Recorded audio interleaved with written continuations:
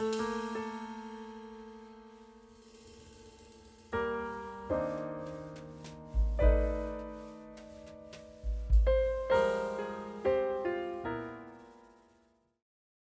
this video, I want to talk about the books that shaped my view on human relationships and love.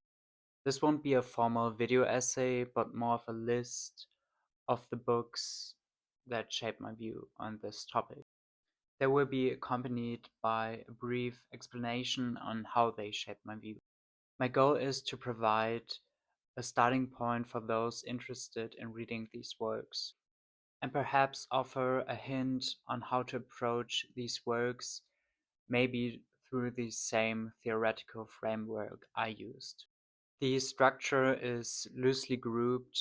I will move from Marx to the Frankfurt School, then to Foucault, and on to current sociological analysis on this topic, like those of Zygmunt Bauman and Eva Illouz. I'll also include Byung-Chul Han, who bridges sociology and philosophy in The Agony of Eros. I will finally touch on the phenomenological framework which ties it all together. While he isn't mentioned as a standalone author, Lacan is one of the major influences for my understanding of human relationships and especially the subject as itself. So here's the underlying structure or theoretical framework which I used to, or which helped me reading these books. The first author I have is Karl Marx and his economic and philosophical manuscripts, or Paris manuscripts. These manuscripts shaped my understanding on human relationships early on when I first started reading philosophy and sociology. They highlight the humanist side of Karl Marx. Our alienation from each other and from our human nature dictates how we interact with each other and how we love. I view this closely linked to Lacan and the term of interpassivity and how in our current times love and human relationships is defined. Moving on to the Frankfurt School, Fromm and Adorno were major influences on my understanding on this topic. Erich Fromm's understanding of love and human relationships was a major influence on me when I first read him at 16, especially his connection to psychoanalysis. Later, while writing my bachelor thesis, I used Adorno's Dialectic of Enlightenment to connect Zygmunt Bauman's Retrotopia to Erich Fromm. Specifically, I looked at the chapter on the culture industry and how when we can not truly consume, this leads to a political regression. A perfect way to illustrate Bauman's view on the regression back to the tribe-like structures.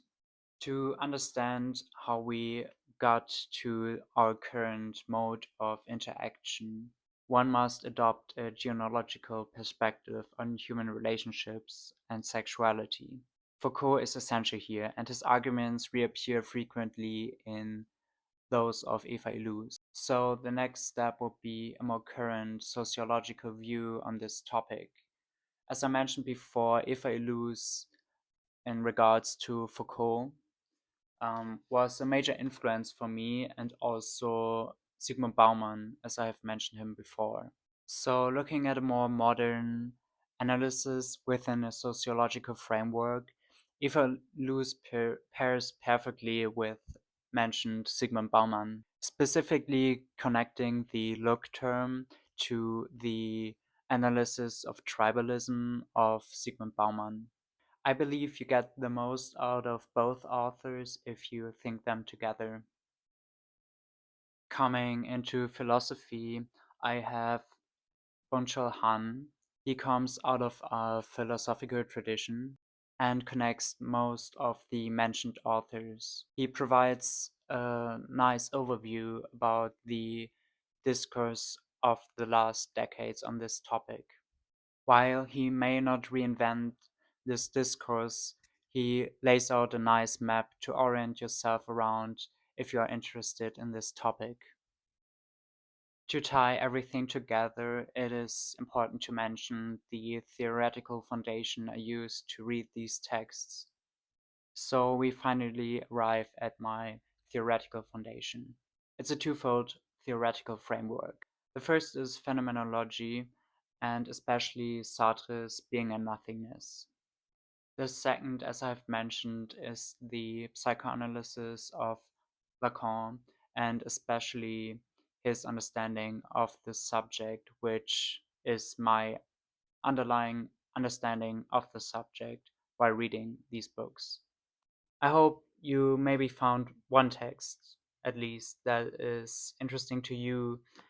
These texts, or most of them, are pretty near to me, and I enjoyed reading them and working with them, and they inform my understanding of the world really deeply.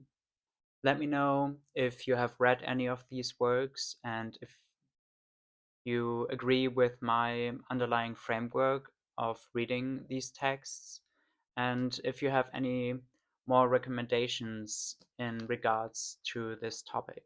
I hope you enjoyed the video, even if it was a pretty short one, and I'll see you in the next one.